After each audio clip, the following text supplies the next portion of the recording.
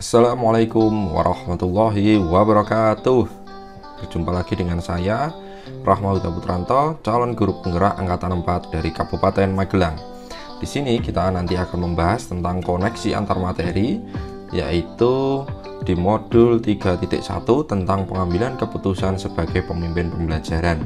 Nah, koneksi antar materi ini dipandu dengan adanya 10 pertanyaan, di mana 10 pertanyaan itu akan kami coba jawab satu persatu. Langsung saja ke pertanyaan yang pertama. Bagaimana pandangan Ki Hajar Dewantara dengan filosofi Pratap Triloka memiliki pengaruh terhadap bagaimana sebuah pengambilan keputusan sebagai seorang pemimpin pembelajaran diambil? Di sini, saya ingin menjelaskan dulu apa itu Pratap Triloka. Nah, Pratap Triloka itu adalah filosofi Ki Hajar Dewantara yang terdiri dari 3 ungkapan yang sudah sangat kita kenal. Yang pertama adalah ing ngarsa sung tulodo, yang kedua ing madya mangunkarsa tutwuri handayani. Nah, ini adalah filosofi Pratap Triloka, dan yang menjadi inti pertanyaan adalah bagaimana pengaruhnya terhadap proses pengambilan keputusan kita. Nah, di sini saya awali juga bahwa keyakinan umum mengenai guru itu merupakan singkatan dari digugulan ditiru. Artinya adalah dianut dan dicontoh. Nah, terutama digugu dan ditiru dalam hal apa? Dalam hal pengambilan keputusan sebagai pemimpin pembelajaran.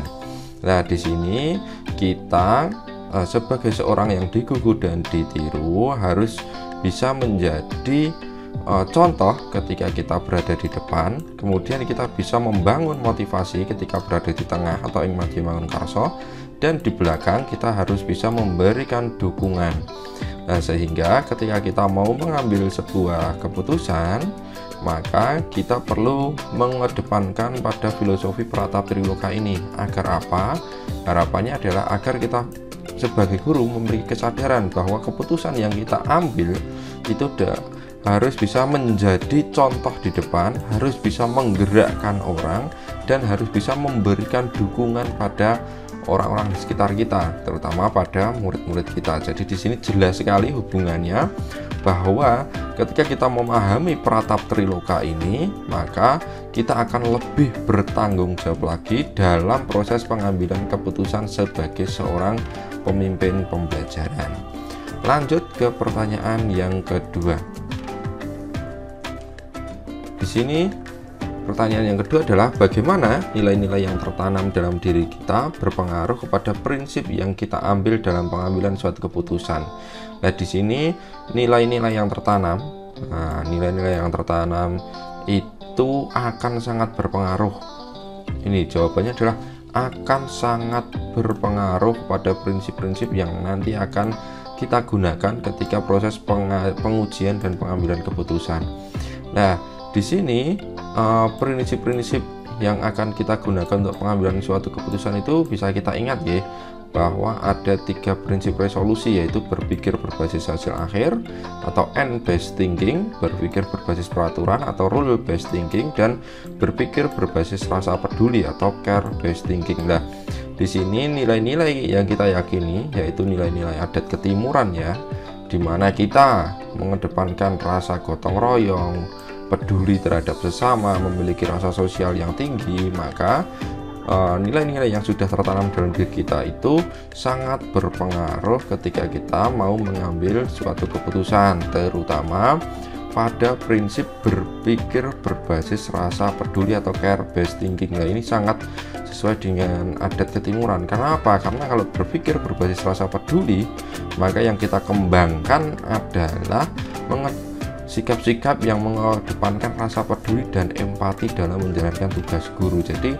pola pikir yang kita bangun adalah bagaimana perasaan siswa kita, bagaimana kalau posisi kita berada di posisi orang tersebut, apa yang akan kita lakukan ketika menghadapi situasi seperti itu, bagaimana perasaan kita berada di situasi yang sama seperti orang tersebut. Nah, itu menjadi tolak ukur utama ketika kita mau memutuskan. Dan yang ini dalam modul juga sudah dijelaskan bahwa rasa peduli dan empati ini merupakan golden rule. Golden rule itu artinya adalah peraturan emas atau aturan emas untuk mengambil suatu keputusan.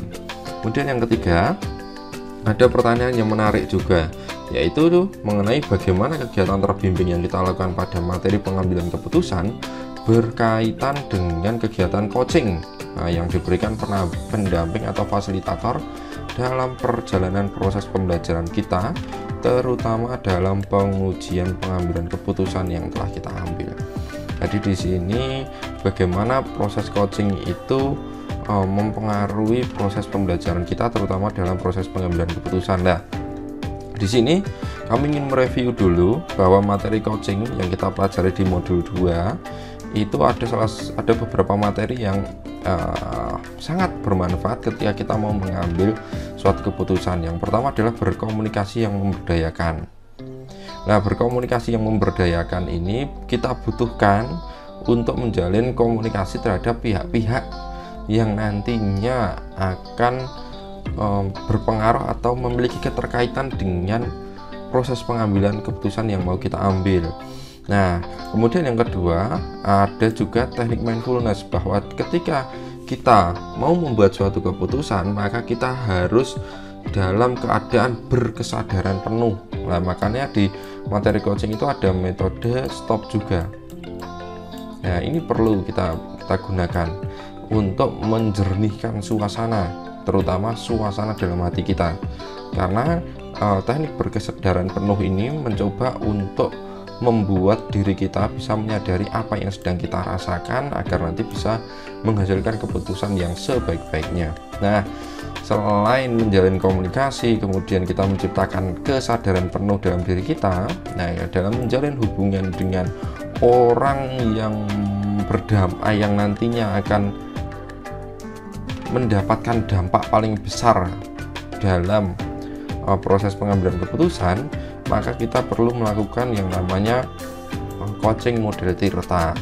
Nah, di sini ada proses di mana kita itu mengidentifikasi masalah sampai membuat rencana aksi yang bertanggung jawab. Nah, materi ketiga ini sangat kita butuhkan, terutama dalam pengambilan fakta-fakta agar kita bisa mendapatkan modal yang jelas sebelum nanti mengambil keputusan yang akan kita gunakan. Jadi di sini kalau ditanya apakah ada keterkaitannya, tentu sangat ada keterkaitannya.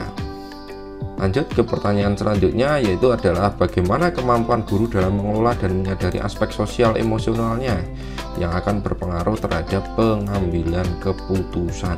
Nah, ini bagaimana kemampuan guru. Nah, kemampuannya itu sangat bergantung pada kepiawaian guru tersebut menggunakan teknik mindfulness ya, atau kesadaran penuh. Karena ketika kita bisa menghadirkan diri kita sepenuhnya ketika mendengarkan masalah, ketika menemui masalah yang dialami baik oleh diri sendiri maupun orang lain, maka kita dapat memahami tujuan pembelajaran sosial emosional. Sehingga ketika kita menerapkan mindfulness, di sana kita juga bisa melihat bahwa setiap kejadian itu mengandung nilai-nilai kebajikan. Nah, maka dalam pengambilan keputusan, ketika kita menggunakan teknik mindfulness atau upaya untuk mengelola dan menyadari ini tadi, maka kita akan bisa mengambil keputusan yang sesuai dengan nilai-nilai yang kita miliki. Lanjut ke pertanyaan selanjutnya, yaitu tentang bagaimana pembahasan studi kasus yang fokus pada masalah moral atau etika kembali pada nilai-nilai yang dianut oleh pendidik. Nah, di sini kita nanti ketika menjalankan tugas kita sebagai seorang pendidik tentu akan dihadapkan pada dilema etika atau bujukan moral di lingkungan keluarga. Nah, maksudnya adalah dilema etika atau bujukan moral di lingkungan sekolah itu pasti terjadi ketika sesuatu itu menghadapkan kita pada hal yang dirasa benar melawan benar, maka akan terjadi dilema etika dalam diri kita. Sedangkan kalau kita dihadapkan pada suatu keadaan di mana kita harus memutuskan pilihan di mana yang satu salah, di mana yang satu benar, maka di situ ada bujukan moral. Nah, ketika jelas di situ adalah dilema etika, maka kita bisa menggunakan 9 langkah itu, di mana 9 langkah itu ada teknik 4 paradigma, 3 prinsip. Nah, 4 paradigma 3 prinsip ini akan memberikan rambu-rambu atau tanda-tanda dalam penyelesaian dilema etika ketika dihadapi guru. Jadi di sini kita bisa langsung fokus kepada masalah moral atau kembali pada nilai-nilai yang dianut oleh seorang pendidik. Tapi di sini saya tekankan bahwa ketika kita mau kemarin mengikuti elaborasi pemahaman, mau tidak mau kita harus memilih kembali pada nilai-nilai yang dianut oleh diri kita. Lanjut ke pertanyaan selanjutnya mengenai bagaimana pengambilan keputusan yang tepat yang berdampak pada terciptanya lingkungan yang positif, kondusif, aman, dan nyaman. Nah, pengambilan keputusan yang tepat dalam suatu organisasi itu akan memberikan dampak yang menuju ke arah yang lebih baik. Dampak organisasi ke arah yang lebih baik itu yang seperti apa? Yaitu ketika organisasi berkembang dan mampu mewujudkan visi dan misi yang telah disusun. Namun, ini ketika pengambilan keputusan yang tidak tepat itu bisa berdampak buruk pada diri kita, organisasi atau lembaga tersebut. Oleh karenanya di sini kita perlu kejelian dalam memutuskan suatu perkara agar memiliki dampak terciptanya lingkungan yang positif, kondusif, aman, dan nyaman. Nah, caranya bagaimana? Ya tentu dengan menerapkan 9 langkah pengambilan dan pengujian keputusan. Nah, ini kalau menurut saya ketika kita bahas di modul ini, saya sangat setuju bahwa 9 langkah itu memang bisa digunakan untuk membuat keputusan yang berdampak positif.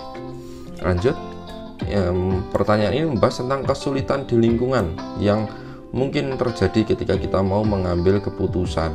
Nah, keputusan itu ternyata menghasilkan sebuah perubahan. Nah, masalah perubahan itu sangat berkaitan dengan paradigma di lingkungan kita. Nah, untuk mengubah paradigma itu kita membutuhkan waktu. Jadi untuk mengubah paradigma itu tidak bisa tergesa-gesa atau tidak bisa langsung kita paksakan. Ketika kita paksakan, maka yang nanti terjadi kemungkinan besar adalah penolakan. Maka di sini kita membutuhkan waktu. Membutuhkan waktu untuk apa? Yaitu untuk mengadakan sosialisasi dan komunikasi secara persuasif ya. Nah, jadi mengajak terus.